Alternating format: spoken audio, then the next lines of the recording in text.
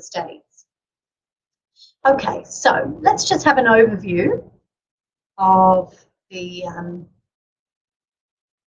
second. Sorry, just bear with me whilst I go to the next slide. Okay, here we go. All right, so what I'm going to talk about today, obviously I've written down a lot of things on the slides. There's quite a lot of detail, but you will also hear me give extra detail too from quite a few notes that I have. As you can imagine, some of the changes were actually only announced on with the new legislation that has just come out over the weekend. So we've been busy, myself and my team have been busy looking at those today to just check that we're on top of everything and we haven't missed any detail.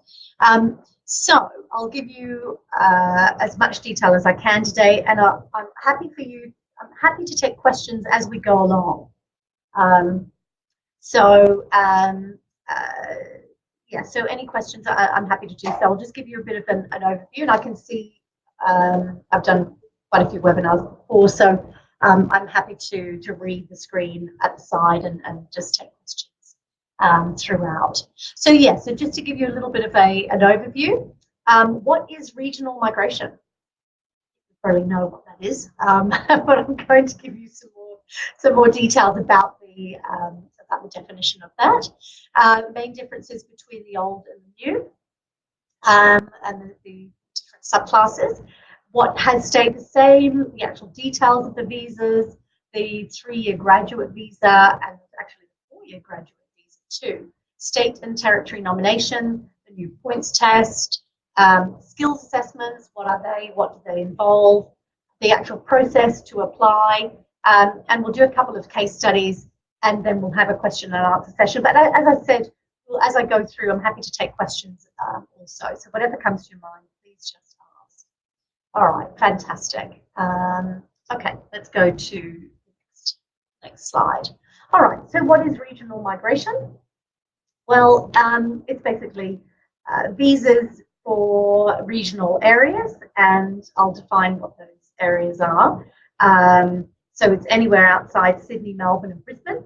I'm sure some of you or all of you were watching the news recently. You would have seen that Perth and Gold Coast have now also been added to the list for regional migration for the visas that we're going to be talking about.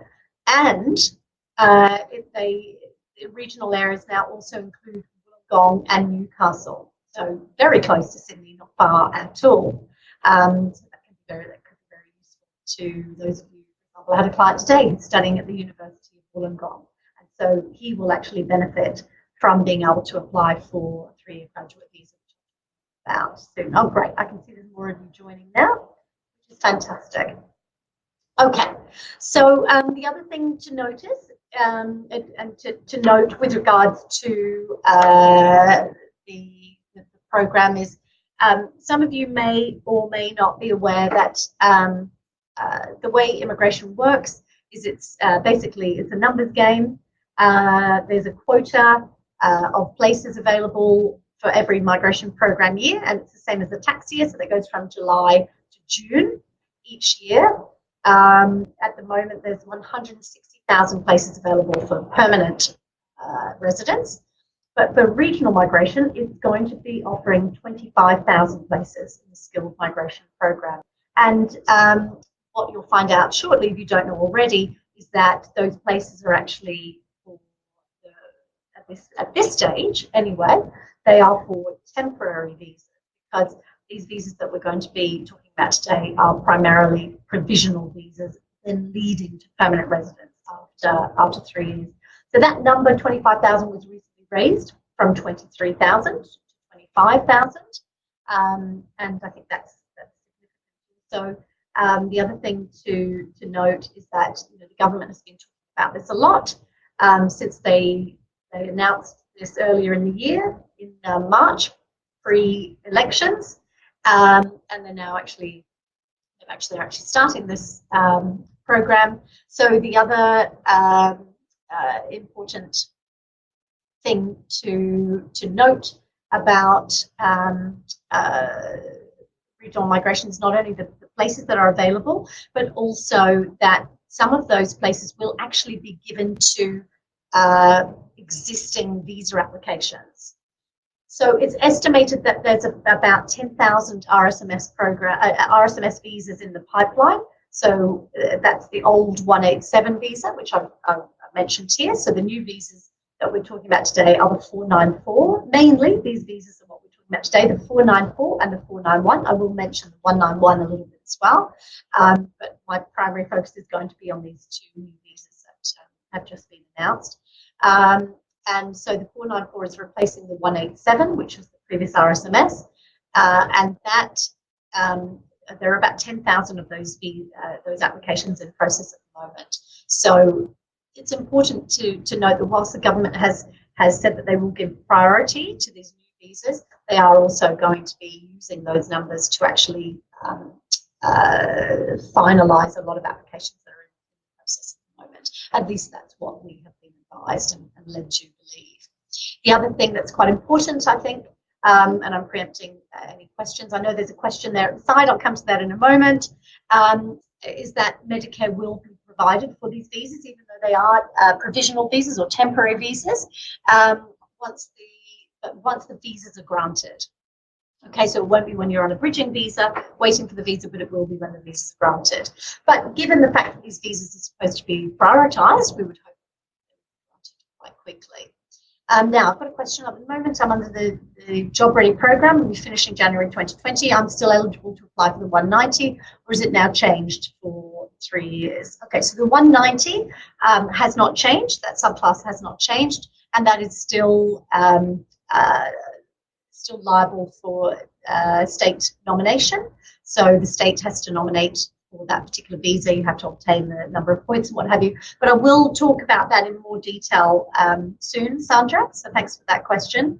Also asked if you have any option if you want to go to the Gold Coast for PR. I'll talk about that if that's okay with you in a little bit of detail more once we look at the state nomination itself. Okay, because it'll make more sense at that time. All right, and I'm very happy to for if any of you want to actually use yourself as a live case study, I'm happy to do that as well.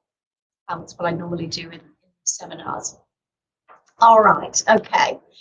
So what are the main differences? I'll just go through some of these basics first of all. Both visas are now provisional, not permanent, as per the 187, and that's what I did mention. And there will be priority process, so I've talked about that. I'm ahead of my own slides. There'll be an increase in the time required to live in regional Australia, and that will increase from 2 years to 3 years. The visa validity period will increase to 5 years. So there'll be a visa for 5 years, but after 3 years, you'll be able to actually apply for permanent residence. And I'll talk to you about eligibility shortly. This is just general information right now about the main differences. So there's an increase in the number of eligible occupations offered, so that's a great thing. Obviously, we want to have as much variety of occupations as possible. Bear in mind, of course, that these are gazetted occupation lists. Therefore, that means that they can be changed, of course, at any time. But in general, they are larger and longer occupation lists than they have been previously. And as I mentioned already, regional Australia will be expanded to include all areas of Australia, except metropolitan Melbourne, Sydney, Brisbane. And that's actually wrong. I've just realised that I should say that Gold Coast and Perth have been included. The other thing is that Home Affairs are actually asking and requesting for these new visas is that medicals and police checks are uploaded straight away. I think that's quite an important point because up until recently, we've had to advise clients not to upload these documents and not even to take medicals or undertake police checks because we don't know how long it will take for the visas to be processed. And for example, if it takes longer than 1 year, then a medical, if it's only valid for 12 months, would have to be undertaken again. So it does show, I think, that that Home Affairs are prepared to really put these visas through quickly. So we would hope that that will definitely be the case, bearing in mind, of course, that there is a limit of 25,000 places per program year, and what I've said already about there potentially being already around 10,000 visas perhaps in the pipeline that need to actually use up some of those 25,000 places. But see how that goes. Okay, so what has stayed the same? Well, there's less points on this slide, so obviously less had stayed the same. The age limit of 45 years still applies. I'm sorry, it hasn't gone up to 50. I mean, I'm not actually going to talk about the Dharmas in this presentation. That's something I'll do at a later stage. That's the designated area migration agreements. But as some of you may be aware, the age limit actually for some Dharmas, for example, in the Territory, is higher than that 45 years. It's actually 49. Applicants will still need to meet criteria relating to health, character, the English language, and the skill level. Okay, and obviously that depends on each occupation. All right, so let's have a look at a little bit more detail about the visas themselves. All right, so the 491 and the 494. So these are the new subclasses that I mean we've all been talking about for quite a long time now, but have actually commenced. So let's look at the skilled employer regional visa first. Let's replace the RSMS, the subclass 187. So this is for people sponsored by an employer in a regional area of Australia. Now, as I've mentioned several times already, this visa does replace the 187. But it has a three-stage process. So the 3 stages actually are different to what they were before. There's actually now a sponsorship, unless the company is a current TSS 482 sponsor. So this is different to what it previously used to be. There is still a regional certifying body application involved. So regional certifying body is an organisation that acts that works alongside government or the state government to approve a sponsoring business, and also to show that to approve that the position is genuine and that advertising has been carried out for the role, so that the position actually is genuinely needed. But whilst the regional certified body can actually approve that application, the Home Affairs can refuse it still if they want to. So it's important to note now, though, that there is this 3-part process with sponsorship, then a nomination, and then a visa application. Now, the Skilling Australians Fund is included in this application. So that's a training contribution charge, which is now applicable since August last year for all businesses wishing to sponsor, and it depends on what occupation and what subclass as to how much an employer has to pay. In this particular instance, an employer would need to pay $3,000 if they're a smaller business earning less than $10 million per year, and $5,000 for a business earning more than $10 million per year. There are going to be, out of those 25,000, there will be 9,000 places allocated to this visa per year. So I guess it does beg the question a little. If there are 10,000 existing RSMS applications, how will that fit into 9,000 places, and will they prioritise some of these visas over the existing applications? I think we have to see that over the course of time. Obviously, that's just my opinion on it, but I think it's kind of logical. Look at the numbers and what I've just said about what's in the pipeline. Okay, so that's the 494, the employer sponsored visa. Obviously, I'm giving you some detail on this. I'm not going through all of the legislation, but giving you detail, and of course I'll case studies after this as well, and I'm going to be going through the POTS test as well with you. So the other visa that we're looking at is the Skilled Work Regional 49 for subclass 49 visa.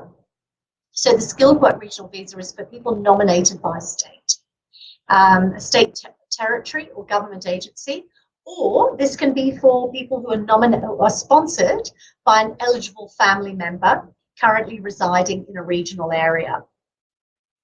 So holders of this visa will be able to live and work in regional Australia, and there's 14,000 places that are allocated to this visa.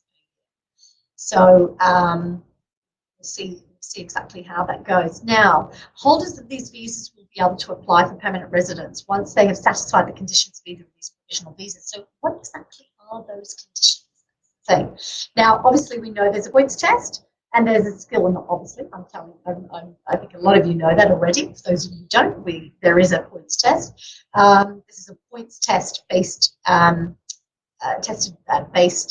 visa. So it's important for any points tested visas these days, it is a competitive process because, as we can see, there is a limit to the number of places actually available per year, and therefore it stands to reason that those who obtain more points are going to be more competitive and more likely to receive an invitation. I will go through the actual process of how that all happens shortly as well. But I wanted to talk to you a little bit about what those eligibility criteria may look like, because this is an important point that really has only come to light in the last few days in terms of analysis over this legislation. The actual legislation was only released about a week ago or so, and in line with these commencing on Saturday. So I think this is important. Just actually, what I should do, I should clarify with regards to the 494 visa, the employer-sponsored regional visa, is that the employer may sponsor after 3 years, may sponsor again for permanent residence. At that time, there is no other payment for the Skilling Australians Fund. So the Skilling Australians Fund is only paid for the initial visa application, for the 494, and then when the applicant goes to permanent residence, the employer doesn't have to pay that Skilling Australians Fund again. Okay, so that's an important point to note. The other one is so this is the pathway to permanent residence from the 491. And this is called 191, the subclass 191. Now, this visa will only commence on the 16th of November 2022. So that's obviously another 3 years away. So you can see the logic there, because how would you be able to gain that visa unless you had already applied for and had granted a 491 visa? And of course, you can only do that from the 16th, and therefore it stands to reason that in 3 years' time you can apply for this 191. Now, the salary requirement is a big one actually that I've just mentioned there. The salary requirement that is to be announced is something that the government is working on at this stage. So what they're saying is that in order to be able to apply for the 191, in other words, permanent residence, after you've held the 491, the temporary skilled regional visa, for at least 3 years, you need to have been earning a certain salary for 3 years in order to be able to apply for that permanent residence visa. Now, we don't know what that is yet. Obviously, we can guess, I suppose we can guess, that it might be the minimum threshold salary for the 494, and that's another detail that I'm providing you now that I hadn't put in that slide about the 494. The important salary does need to be 54,900, similar to the TFS 402. When I say that's the minimum salary, it's actually the market salary that needs to be looked at. But in this instance, with regards to the 491 visa, the salary requirement to then be able to go to permanent residence. Sorry, somebody's saying to me that the audio is not clear anymore. Can everybody hear what I'm saying? Maybe if I could just get a few yeses. Okay, Sandra, yes. Yeah, it's back. I think I just actually need to speak a little bit closer to the screen. So I shall do that. Okay, so the All right, so that salary requirement is quite important, and as you can imagine, and as I said, we don't yet know what it is. But when I come to talking more about the states, the territories, and their requirements, I'm going to be giving you a bit of information about what some of the states are saying about that, in particular Tasmania. Okay, great. So everyone seems to be hearing me fine, which is fabulous. Okay, wonderful. The other thing that's interesting and worth noting is that the secondary applicant on 491 visa can actually work in a different regional area, provided, sorry, a couple of typos in this slide, wrote it just a bit too quickly, provided it is in a designated regional area. So, for example, if you have Mariana working in the Blue Mountains and her partner is working in the far south coast, let's say in Jervis Bay, that's perfectly acceptable, but not if Mariana's partner, Jose, for example, is working in Sydney. That would be a big no-no, and that would not be possible, because one of the most important parts about this visa is that you must remain in the regional area for at least 3 years of those 5 years in order to be able to apply for permanent residence, as well as having that salary requirement, which we're not certain of at this stage, and the secondary applicant as well, working either in the same area or in a different regional area, but it must be a designated regional area. Okay, so that's important. All right.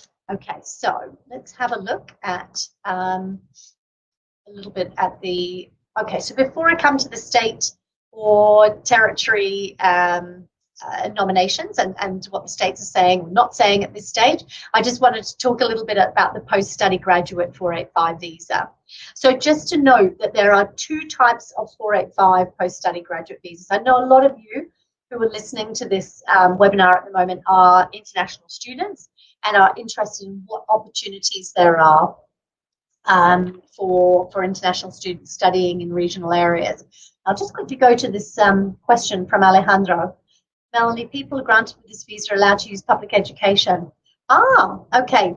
That actually is a point in one of my slides coming up, where the states or territories will actually determine how much the education for people's children, for example, applicants' children will be. So I'll cover that in a moment, Alejandro, if that's okay. Thank you for that question. So there are 2 types of 485 graduate visas. There's the graduate work visa, which I've mentioned in the second point on this slide here, which is for those who study the diploma. This will remain an 18-month graduate work visa. So that's not going to change, and that requires a skills assessment. You need to closely relate your studies to the nominated occupation, which needs to be in the MLTSSL and so on. So we're not talking about that particular graduate visa. What we're talking about is the post-study graduate visa, which within the Australian study requirement dictates that you must study a bachelor or a master's degree for a minimum of 2 years, as per the academic requirement, which is 92 weeks on campus, for at least 16 calendar months if you obtain credits, for example, for your bachelor or your master's degree, so that's important. And you need to have studied in the regional area. Out of this is that there are certain areas, regional areas, that are deemed to obtain the 3-year visa. But what is clear is that if you study in the Northern Territory, you will be able to access a 4-year graduate visa, which up until now has only been available to those who study PhDs. So I think that's quite an interesting point, and it certainly shows a big push by the Northern Territory to not only populate its state, but also to, I guess, enhance its economic profile with more international students. Now, what I would hope is that the Northern Territory is able to cope with that potential demand by having enough colleges and Of course, there's only one university there at this stage that is offering those qualifications, as in the bachelor and the master degree. So we'll see how that one goes. Okay. All right, so those are the post-study work rights, which are pretty fantastic if you study in that regional area. Now, this is the important part. I mean, this is all important, obviously. And actually, oh, the audio's gone bad again. Someone said, is the Gold Coast a regional area? I think that's Demetrios. I think you've come in a bit late. Yes, the Gold Coast is considered regional for the purpose of these visas. I'm hoping that you can hear me well still. Chinenye, excuse me if I'm pronouncing your names, not pronouncing your name so well. With the 485 visa, if you've used it before and then finished your PhD in a regional area, will you be eligible for another 485? And then you finish. No, at this stage, you are not eligible to apply for another 485 unless your partner actually has a 485 and you're able to join them on their 485 visa as a secondary applicant. Later, which part of Queensland does the Dharma apply? Good question. It's actually, I know we're not talking about Dharma specifically, but I'm happy to take that question on board. It's far north Queensland, and there's quite a lot of occupations on that list, including, for example, some hospitality occupations, childcare group leader, sorry, not childcare group leader, childcare educator, and several other occupations on that list. And Marina, how do I book a consultation? I'll talk about that. Thanks very much for that question, Marina. I'll take that. I'll talk about that at the end of this. But I'll give what we'll do at the end of this webinar is we'll be in touch with all of you if you are interested in actually booking in, because everything that I'm talking about at this stage is obviously quite generic, general information. And even the case studies that I give to you, I'll obviously have a disclaimer around that, saying that, these are for specific cases. And in order to determine each individual's eligibility, it's very important to actually have a consultation to go through your background, be that work experience, studies, English, and so on. Okay. So thanks for that question, Marina. And in Tasmania, after we study 1 year, we can apply. Now, I'll come to the state requirements very shortly. Okay, so thanks very much. I know I said I'd take questions as they come along, but some of them I might just put off until I come to that particular. Well, actually, I am on that particular slide now, but I will come to it. So I'll come to that in just a minute. All right, so state and territory nomination. Okay, so that is required for the 491 visa. So what exactly does that mean? Well, basically, because this is the most important part of this application for the 491. You can't apply for it just because you study in the States. I think that's really important to note. No matter what anyone says to you, if you have an agent, I don't know, if anyone says to you at all, I'm not going to make any accusations or anything at this stage, but at all, in fact. But if anyone says to you, just go and study in that state, you'll get your permanent residence, automatically. That's really, I'd love that to be the case for everybody, but unfortunately, it is not. And so it's important to bear in mind these requirements. And one of the big ones is state and territory nomination. So each state has its own occupation list. So the Dharmas are different. Just out of interest, Tasmania does not have a Dharma. And when I attended the regional migration conference in March in Adelaide, the state migration manager for Tasmania said that they weren't planning to have a Dharma either.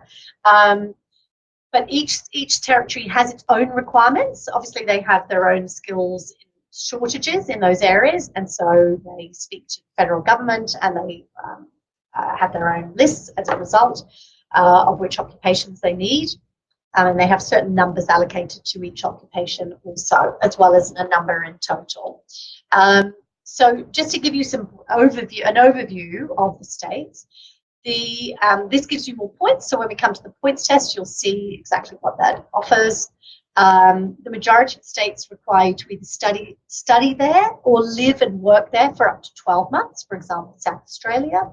If you don't study there, you may need to live and work there for 12 months. Now, all of the states have different requirements, so I'm not going to go through every single one of them. That would take a long time, but obviously you're welcome to ask questions, and I know you've asked about Tasmania. The one thing I will say about Tasmania is with regards to is that the previous with the 489, it was if you study there for 1 year, excuse me, you can apply for the 489 visa. That's something I need to double check, because a lot of the states, one thing actually I wanted to say about Tasmania now is that even if they are offering the opportunity to apply for the 491 after you have studied for 1 year there, which obviously is encouraging people to go and study there, it might be a diploma or what have you, two things come up there. And one of them is that Tasmania, just double check my notes here, is that Tasmania, in order to nominate for the 491 visa, they are suggesting that they will be looking at the likelihood of that particular applicant for the 491 nomination, the likelihood of them actually obtaining an income of $53,900 per year for at least 3 years of the 5-year visa. That's quite important to take into account. That you remember what I talked about earlier with regards to the 191 permanent residence version of this 491 visa. Well, we don't know yet. The government hasn't yet announced what exactly that minimum salary may be, but we're seeing already that Tasmania is talking about it being more likely that you will be offered a state or territory nomination there if you are likely, if they deem you to be likely to have a salary of that amount of money. So that's quite important in terms of what they see as the need for someone to be particularly skilled in order to be able to go into a job and obtain at least that salary. Okay. Some states at the moment, like the Northern Territory, are not accepting 491 applications at this stage, and have said that they won't be doing that until December. So I think a lot of the states right now are probably, I would imagine, are probably clearing some of the backlog that they have from the previous applications. And that's something else to note, that if anybody has a 489 expression of interest in place at the moment, it apparently is being automatically updated by Home Affairs. However, speaking on behalf of my office, we are making sure that we actually go into those expressions of interest, and we make sure that they are actually being updated according to this test. Now, I've just I've got a question here about completing, from Demetras, after completing the diploma in childcare, can someone be sponsored or need work experience first in the regional area? Well, actually, I've got some news about childcare at the moment as well, and that is, so this is just an aside. I will come back to the States in just a moment, because I've got some other things to say about different states. But to be honest, it's hard to get complete updates from all the states at this stage. So I think some of them are still making up their minds as to exactly what they're going to be doing. But with regards to childcare, there's been some big changes, some fairly dramatic change took place on the 16th, but also on the 11th of November, which was last Monday, when the TRA announced that they were no longer accepting applications for the 485 or for, in general, for the occupation of childcare centre manager, and that the government announced that it would be a SEQA, that would be the skills assessing body that would now take over assessment for childcare. Now, as we speak, there is no announcement from a SEQA as to any provisional skills assessment that they may be offering for the 485, because as we know, childcare centre manager, or some of you may know, childcare centre manager is on the MLTSSL, so it would make it eligible for the 485 visa if you were able to obtain a relevant skills assessment in that area. But at this stage, there is no announcement about a provisional skills assessment. There is only an announcement about needing to have 3 years of work experience as a childcare centre manager in order to obtain a skills assessment. So right now, as we see it, there is no pathway to the 485 visa for someone studying a diploma of childcare. And so we'd be looking at other visas to do that instead, such as the training visa, which some of you may know, because I know some of you are existing clients who've come to us for consultations. It's an area that we've worked in for many years, and we've been assisting a lot of clients to go onto a training visa in the area of childcare, hospitality, and other areas too. And we're also working in recruiting in those areas too. So another question has come from Sandra. What about the ones, this is childcare. I won't dwell on childcare. I know it affects some of you, I think, who are on this call, on the webinar, but not all of you. So what about the ones that are already under the Job Ready program and have already got the successful Job Ready workplace assessment? You will still be able to use that. And so if you have that already, you should be able to use that for the purpose of the application. We're not absolutely certain what the transitional requirements will be if you're in the middle of doing your Job Ready program with the TRA. The TRA haven't actually given us that information to us at the moment. I suspect that they're all still deciding what they're going to do. So I'm sorry, I can't give you that information. But just a bit more about the different states. So Tasmania has also closed Category 3 for the 190. And that's for any offshore applications if you're coming in for and you have a job offer coming from offshore. So that category has just been closed for the 190. So the 190 subclass, for those of you who don't know, I'm not talking about that too much because I'm just talking for the purpose of this webinar to talk about the new visas. But the 190 is actually state nomination, but for permanent residents. And it provides, you will see it on the points test that I'm going to go through in a moment.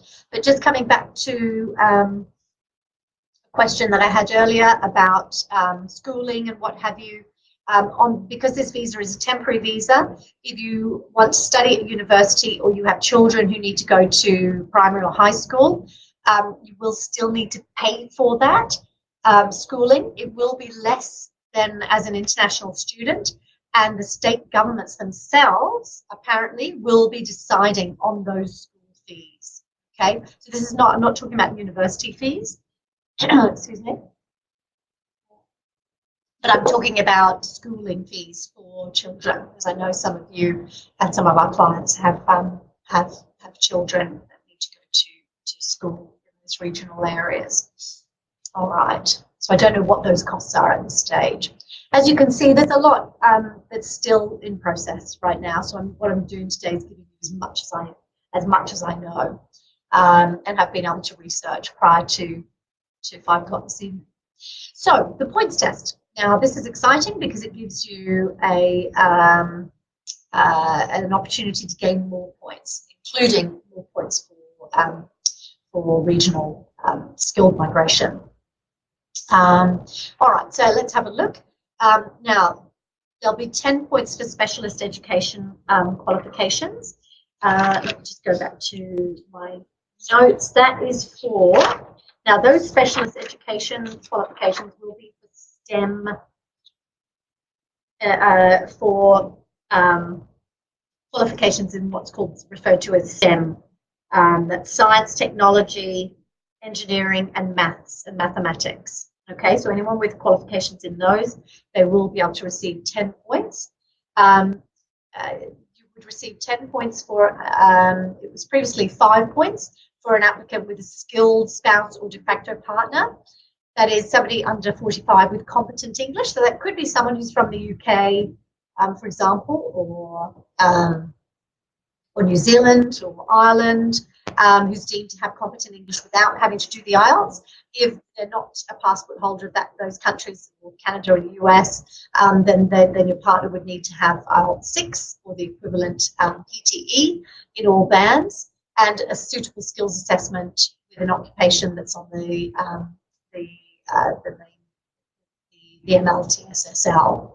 Okay, now those who are single, you're going to be rewarded for that, and you will be able to be awarded 10 points. You do not have a spouse or de facto partner, or if you have a spouse or de facto partner who's an Australian citizen, permanent resident. Okay, so something I think that's important to mention here is something that has been mentioned in the regulations, which is that you have to be very careful about being consistent with that information, because immigration will be scrutinising very carefully your application when you applied for the invitation in the expression of interest, and then when they actually award the points. So at the time of being about to approve the visa, they will be absolutely checking that you definitely either don't have a partner or you do have a partner, they are Australian or they are skilled, and so on and so forth. So just be very careful around that. So I've had some clients already saying that suddenly they don't have a partner if they do, and so on. So yeah, so just be very, very conscious of that. So I've already talked about it. You get 5 points if your partner has competent English or IELTS 6, which could be IELTS 6 in all bands, without the skills assessment. So that is new. 15 points for applicants who are nominated by a state or territory government or a suitable family member relevant for the, sorry, just remove that 489, that shouldn't be there. So the 491 visa. That's all right. So a lot of information to impart, isn't there? I'm running slightly behind on time-wise. So this is a points test here, just an example of what we would do, and I might come back to this later when I look at these case studies. So I'm just going to look at a couple of basic case studies just to give you an idea of what that might look like. Actually, before I do that, I'm going to, the one thing I haven't talked about yet is the skills assessment. So it's very important. Once again, you know, just because you go and study in a regional area doesn't mean that you are guaranteed this, but you may be. You know, it really depends. And obviously, if you, I speak to clients all the time who are in a position to be able to obtain a skills assessment, and so that's fantastic. And that's obviously what we want to do, is help all of you who are eligible to be able to obtain your goals, be able to ultimately get permanent residence. But yes, so you do need a skills assessment. You usually need to have study and work experience. So every occupation has its own skills assessing authority. For example, for engineers, there's Engineers Australia. For IT professionals, there's the Australian Computer Society.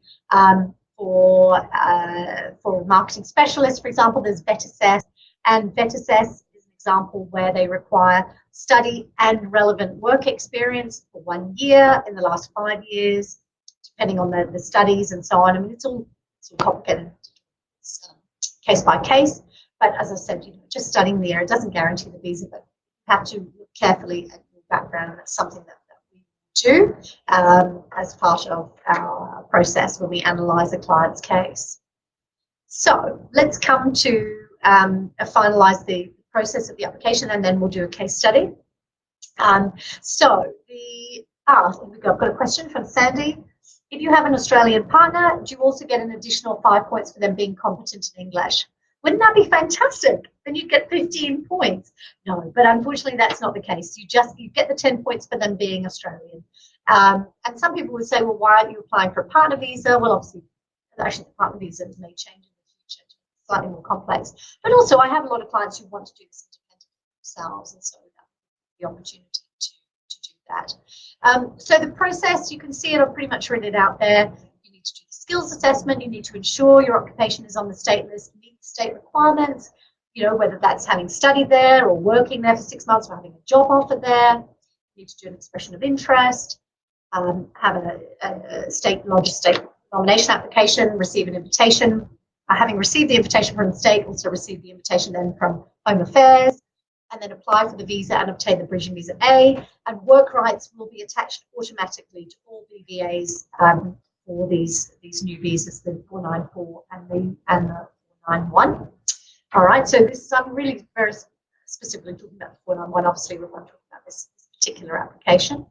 So let's have a look at a couple of case studies, and then if anybody wants to offer themselves, I'm happy to look at that as well. So we've got Carlos, who's studying in Adelaide for 2 years. It's quite tricky to do a case study like this without going into all of the background details and what have you. And so that's why at the bottom I've just said, this advice is based on the information provided, but every single case is unique. And I often have people saying to me, oh, but my friend did this, my friend did that. And I said, yeah, but your friend has maybe different qualifications or different level of work experience and so on. So I think that's really important to remember. So we've got Carlos anyway. He's studying in Adelaide for 2 years for a master's in IT. He's got an IT background in Colombia. So let's say he's got 3 years of work experience there. We'll do a little quiz test on Carlos. We'll say that Carlos is 31 years old, and we're going to go back to the points test in a moment. He gets his skills assessment with Australian Computer Society, and he applies for a points test through the points test and for the visa without having to show 12-month work experience because he's studied there. And it's great because he is offered, just to let you know, this 3-year graduate visa as well will actually not start until 2021. But let's say I'm talking in the future about Carlos once he's graduated. Of course, that 3-year visa could offer him the opportunity as well to apply for the 494 visa if he's employed and if the employer wants to immediately sponsor him for that particular visa. So that's something to bear in mind. Also, of course, if you do have a 3-year regional visa and you need 3 years to gain work experience, skilled work experience to be able to apply for the 494 visa. I probably didn't put enough detail around that, the 494, but that's what you would need to be able to apply for the 494 visa. Then if you have that skilled work experience, and then you can be sponsored by the employer who's then willing to pay you at least $53,900, the threshold salary, then you would be able to, you could actually use that as a means to be sponsored as well. So don't forget, I've been talking a lot about the points test and these case studies as well about the points test, but there is also that other option of the employer-sponsored regional visa if you have 3 years of work experience post-studies and you're able to obtain that salary from the employer. Question from Eduardo, is Canberra eligible for the 190 visa? Yes. Canberra's looking a bit complicated at the moment. They've got a special matrix that you have to go through. I won't go through the detail of that. But just to bear in mind that we will be releasing more information to all of those of you who are participating in this webinar. And so we'll may be able to offer more information about the different states. Geelong, yes. I don't even know Traralgon. I mean, it's on the, basically, if it's a regional area outside of Sydney, metropolitan areas of Sydney, Melbourne and Brisbane, then it would be counted as regional. So with a name like that, I suspect it would be regional. I'm just going to another question here from Jeffrey. How many years of experience before you need to apply for the 494? So yes, thank you, Jeffrey, for picking up that point I just made then. So you would need to have 3 years of relevant work experience to the skilled work experience post-qualification relevant to the application, relevant to the occupation being nominated for and being sponsored by the employer. Okay, so with Carlos, just actually, is there anybody who's willing to do a live case study? I mean, if you're not, I'll go straight to the points test and we'll look at Carlos's case. Sandra, okay, fantastic. All right, Sandra, and okay, we've got Luciana. Sandra, can you tell us what your occupation is? I haven't done a live case study before on a webinar, by the way, so just to let you know that. But there's, yeah. Okay, so Sandra, you're a childcare manager. Fantastic. All right. Yes, of course you are. You were asking me about that. All right. I'm going to write this down just so that I'm sure I remember all the points. Sandra, it's always rude to ask a lady her age, but I'm going to have to ask you. Sandra, what is your age? You're going to finish in January. You're 32. So we'll take that as your age at the time of application. And where are you based at the moment, Sandra? In New South Wales, by any chance? Yes. Okay. So New South Wales, I didn't make this point actually, but New South Wales has not done anything to its website since the new, in terms of changing occupation lists or anything like that, since the announcement of the new visas. Okay, so you're based in New South Wales, but you're planning to move to the Gold Coast. All right. Okay, interesting. All right, so you're 32. And have you obtained that childcare centre manager? So you're going to finish in January 2020 with the TRO. So that will give you 1 year of work experience. So let's just go back to, if I can do it, let me just work it out. Go back to this points test. Okay. All right, so let's go through and I'll ask you questions as we go through. So Sandra, your age? Okay, so I can't, the only thing I'll do this in the next webinar, I'll actually be able to fill it up. I can't do that right now. So for your age, you're going to receive at this stage 30 points. You would return to 30 to 25 once you turn 33. But let's say that your age is 32 for now, so that will give you the full 30 points. All right, now for English, what do you have have you undertaken an English test, Sandra? Now, bear in mind that I have I'm going on very, very basic information here, so I'm doing a very generic points test, but it's just to give you all an idea. Sandra has given me permission to do this. Okay, not yet 7. All right, Sandra's planning to get 7. Excellent, Sandra. Good for you. So that's going to give Sandra 10 points for her English. Now, educational qualifications. Do you have a bachelor degree in your own country, Sandra? You've got a diploma. Have you got a bachelor degree? You've got a bachelor and master. Okay. For the purpose of this, we're going to say that bachelor and master is recognized. Okay, for the purpose of this application. All right. Okay, this webinar is recorded, so these disclaimers that I'm making are actually being recorded. For those of you who want a copy, please let us know at the end, and we're very happy to forward that to you. Okay, so qualifications, the Australian study requirement. You've studied, I'm assuming you've studied the Diploma of Early Childhood and Education here in Australia. Yeah. All right. So that would give you 5 points, and I'm just assuming that based on not seeing your COE or anything, that would pass that you probably would have the 4 at 5 anyway, which would have given you those, would have meant you would have had to have had the 92 academic weeks from CRICOS. Now, state nomination, so this is where the 190 appears for, I can't remember who it was who asked about this earlier, but that would give you 5 points. If you are going for the 491, let's say you are. Now, don't forget, each state has its own set of criteria. So let's base this on New South Wales at this stage. Childcare Centre Manager is on that list, and their criteria is you don't have to have had work experience here, but you do have work experience in New South Wales. So let's go for the 491, which is going to give you 15 points. Okay, Australian work experience, given you've got that skills assessment, you will be deemed to have 5 points for 1 year of work experience at this point in Australia. So that would give you a further 5 points. Offshore, no, I'm assuming you haven't done. Sandra, if you want to go to the Gold Coast, you're able to do that. New South Wales can still sponsor you if you're elsewhere, unless they suddenly provide criteria that says that they won't do that.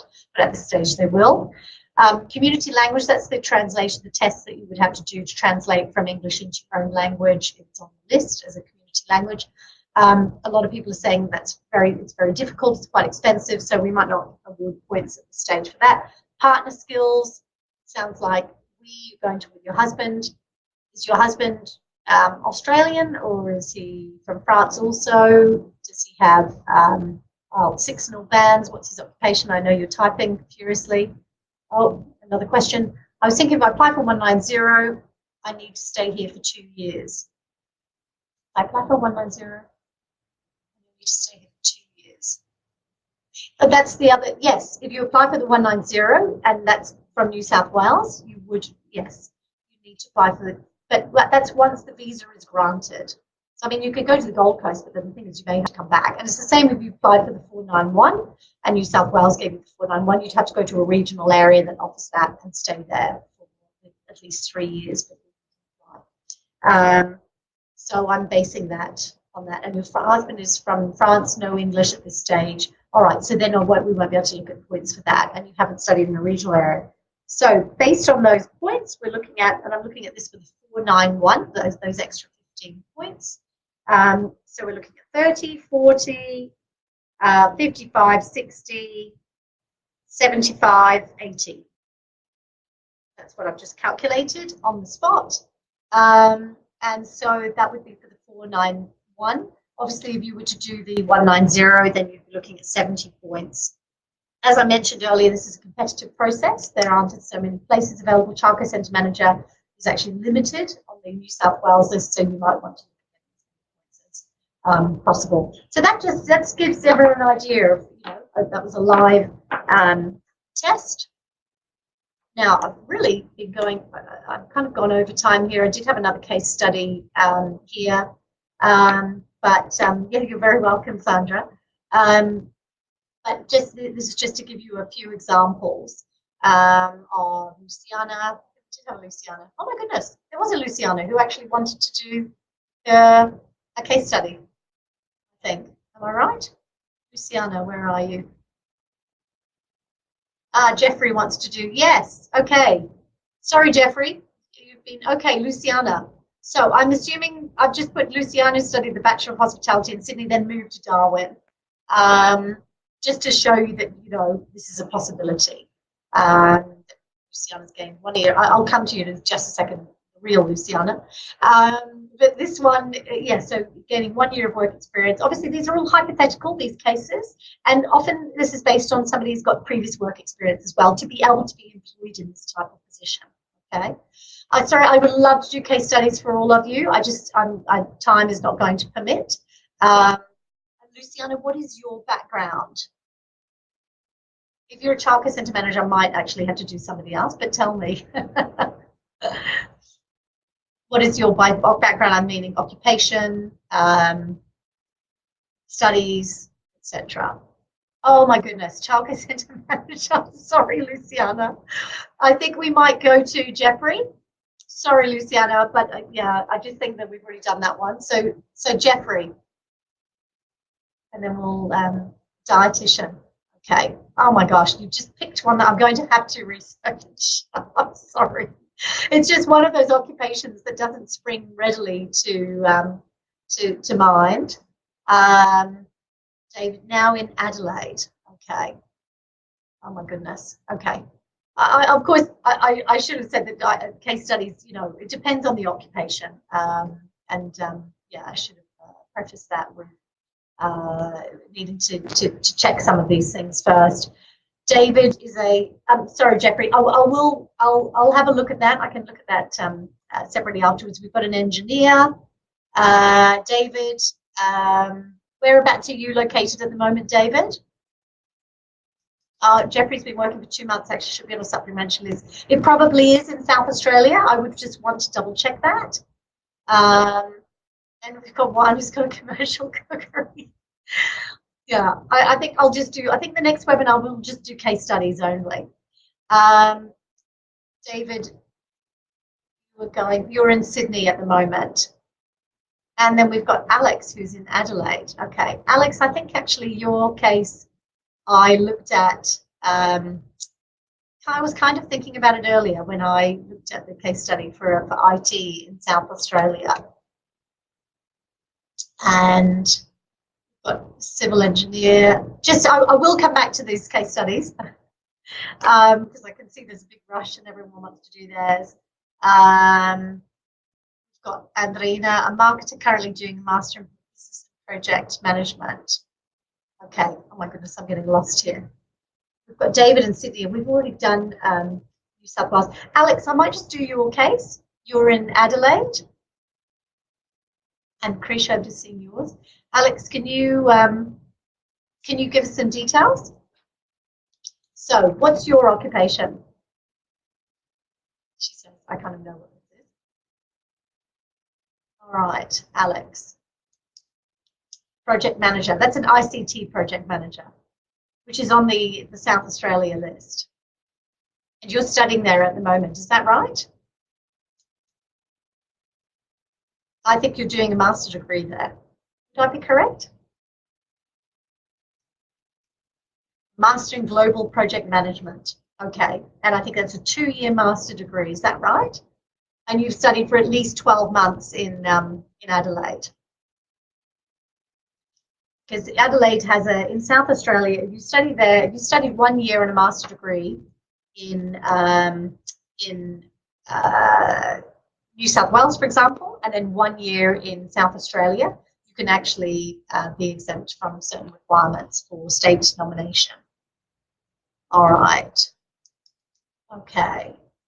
Okay, so Alex, yep, 1 year in Sydney and 1 year in South Australia. Okay.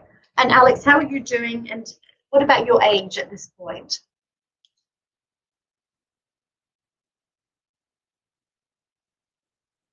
Just getting, okay, so 39. All right. So we're looking at,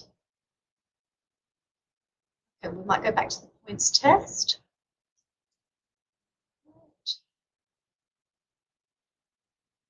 And what about years of work experience, Alex? Do you have work experience elsewhere?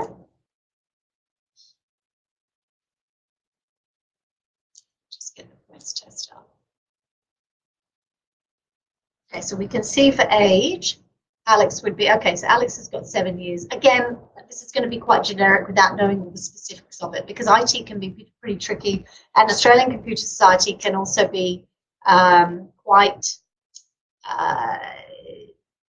unpredictable in terms of work experience points that they will award for somebody who has work experience prior to their qualification, or who has a diploma previously and not a bachelor degree, and so on. So 7 years. Okay. So for age, we'll look at your age, which would be 25 points at this stage. Okay, and English, where are you at with English, Alex? I'm sure you're aiming for IELTS 7 in all bands, I imagine.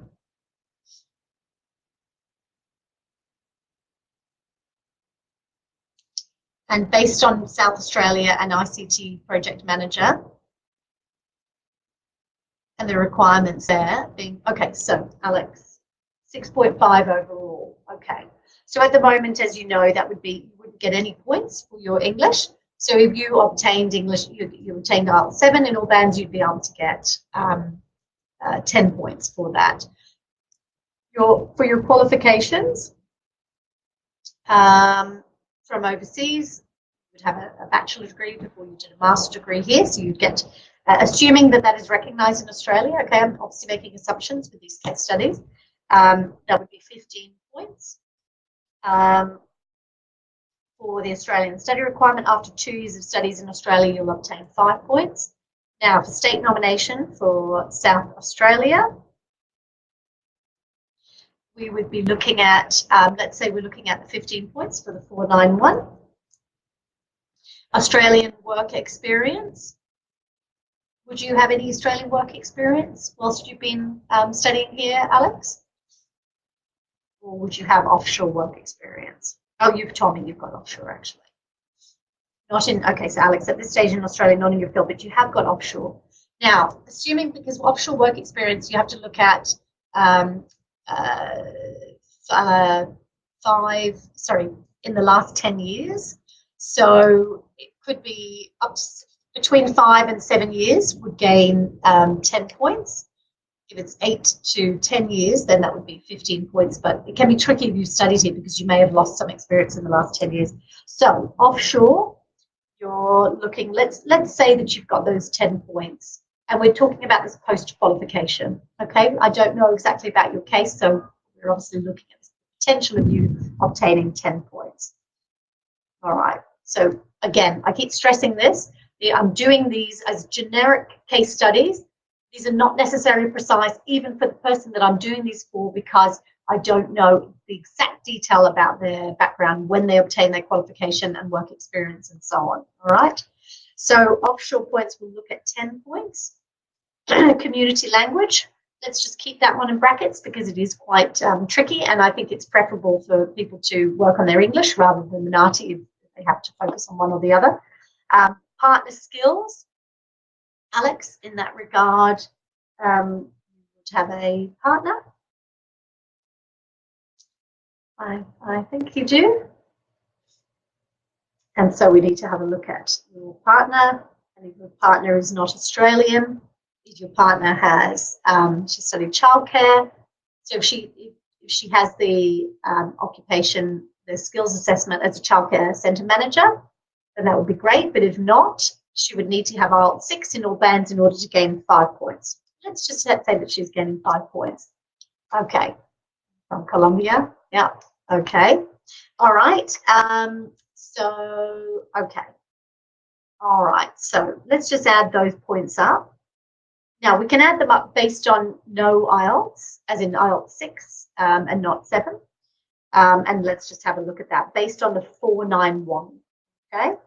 So we've got 25, 15, 30, 40, 45, 60, 70, potentially 75 points with IELTS 6 in all bands. I'm just adding this up very quickly. I may correct me, anyone if I've just calculated that incorrectly, but those are the points that I see. So 75 points is probably the absolute minimum that you want to have. The reality is that a lot of IT occupations now are commanding about 80, 85 points to be able to get an invitation. So that's where English summary becomes even more important.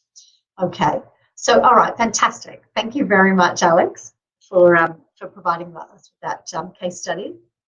Now, I may have missed, if I've missed anything out along the way, just tell me. You're very welcome, Alex. Chinenye, I have 3 years Australian work experience as a diploma qualified educator. I'm not a room leader. Can I be sponsored for the 494? Well, it's supposed to be It's supposed to be a skilled work experience as a room leader, and therefore I would have to say that according to the legislation that no, unless you can show, unless there's a case to be shown that it's closely related work experience, but actually no, it's not closely related. I'm different legislation, so I would say no at this stage until I'm able to look further into the legislation and find any way around that, because I know there's a position. Sandy, do I need to secure a job in the regional area before I apply for the visa, or do I apply for the visa and it's granted there, move there and look for work before I apply? Yes, so what I've been saying is, and I'm sorry I can't be so specific about each state. It's very difficult, and also at the moment states are not giving all of the information right now. But when we do, if I do a further webinar on case studies, we can have a look at this. That a lot of states will require you either to have a job there already or to have been working there in that state if you have not studied there. So it's up to you if you secure the job there. Generally speaking, I would imagine you probably get a job more easily if you're actually there and spot. But yeah, it does depend on each state, and that's where you need to have specific advice about your own specific unique case. So, do we get an invite by New South Wales? Okay, so we're into the questions part. Okay, just check, but I think we're at the end, and then I'll just talk again about consultation. We've got a special offer today, which we haven't actually put in here, but we do have a special offer today. That if anyone books in for consultation, we normally offer consultations for half an hour for $180. If anyone books in today, or within the next 48 hours from this webinar, we will offer the consultation at a reduced fee of $135 for that half an hour, and that is actually deducted anyway from further application costs, if anybody would like to do that. But let me just go back to, yes, so Sandy, I hope that's explained that it depends on each state. Christiane, to get invited by New South Wales, oh, questions coming fast and furious. I'm going to have to go up. So I'm losing them. Oh, no, go. To get invited by New South Wales as a chef, how many points do you need? Now, I haven't looked at those points recently. Trades tend to be slightly less. I need to actually double check that. I would say, I think around 70, 75 points, but I have to absolutely double check it. There are each month, actually the states do not always release the occupation, the points that they're giving for the occupation occupations themselves. It's quite hard to determine that. But yeah, I would say around 75 at this stage. Luciana, could you please explain again about a CEQA requirement? Yes, a CEQA is now taken over doing the skills assessment for childcare centre manager, and you need to have 3 years of full-time work experience to be able to obtain a full skills assessment. And they haven't offered at this stage an option or an opportunity for a provisional skills assessment for those who've just completed a diploma of early childhood care and education, which means at this stage there is no pathway to the 485 graduate visa. Juliana, if I study in the Gold Coast, I will get the points for regional area. Don't forget, it's not about getting the points, it's about getting the visa. If you study there and you do a bachelor or master, you get a 3-year graduate visa. And then potentially, if you can get the skills assessment and so on, as we've gone through in the case studies, you could then apply. Andrea, accounting is still available. Accountants is still there on the list, absolutely. You need to get about 90 points now in order to be able to apply. David, hi there, how are you going? Is gardening or landscape gardener on any regional list? I'll be very honest with you, I'll have to absolutely double check that, but I'll take that on record and we'll back to you on that. Note down. I suspect it possibly is. See you again. When I finish, I think we'll need to finish soon because I had allocated now for this, and there's a lot of information, obviously, a lot of questions. The fee, so the fee for our consultation, you can either have a 1 hour, which is normally $300, or a half an hour, which is $180. If you book within 48 hours of this webinar, you'll be able to get the special fee of $135 for half an hour, or $230 for 1 hour. And we'll send that out to you as well as promotion. The training visa. The training visa is a visa that is to upskill people towards a high level occupation. The purpose of it is to promote international goodwill between Australia and other countries. It needs a sponsor, so you need to have an employer who will sponsor. They don't have to pay the Skilling Australians Fund. They can pay award wages. A training plan is required and a skills audit. We specialise in that visa here, so we can assist, and we're also starting to recruit in that area too for certain occupations. Alejandro, I've got a construction project manager bachelor degree. I've been working in the construction field, but not as a project manager. I could get points for Australian experience. That's a really good question, and I'd love to speak to you about that more in a consultation. It's quite difficult for me to actually advise on that very specifically, based on exactly what that is. Paulina, I need to book a consultation. Paulina, I need to get the offer. How can we do it? We will send everybody. We'll be sending everybody an email post webinar, and you'll have that special offer, so you'll be able to book in. So don't worry, you'll have the opportunity, Paulina. Later, the 3 years experience, does it have to be full-time as a childcare centre manager? Yes, to get that full skills assessment. Does it need to be full-time? I need to double check that. I need to absolutely double check that, actually, with the CEQA. As you can imagine, there's so many new regulations at the moment. I have to be very careful not to keep all that information in my head. So I'd get back to you on that. I'm going to write that down. So what we'll do maybe is in that email that we send out tomorrow, we'll give some that information as well. Okay, any more questions? I'm going to have to cut off soon. 3 years experience. Okay. Demetrius, I mentioned my wife is studying here in Sydney as a childcare education, and we're willing to move in a regional area, Gold Coast, Perth, Adelaide. Also have work experience in air conditioning. Oh, fantastic. And 1 year and 6 months, part-time. Your wife is studying here in Sydney as a childcare education, we're willing to move. Okay. Yeah, I would continue to get work experience in air conditioning, because if you could be sponsored by your employer, you could you'd need to have 3 years of work experience, and that would need to be 3 years full-time. So that could be either 6 years part-time for full-time and then 6 months full-time, yeah, it would take quite a long time to get that full-time work experience unless you obtained a qualification in that regard. So, Dimitros, I'd love to speak to you. I think it would definitely be worth your while booking a consultation. Andrea, how many points I have to get as an economist for the skilled visa? Yeah, that's a good question as well. We're not seeing always all of the occupations being released in Skills Select when they show the monthly invitations that they're granting. I'd say that's a very, it's a pretty competitive one, so I'd be looking at around 75. I feel like I'm guessing a little bit here, and I don't particularly like doing that, but for the 189, you have to get 80 points now. So that's the 189. I'm not talking state nominated visas.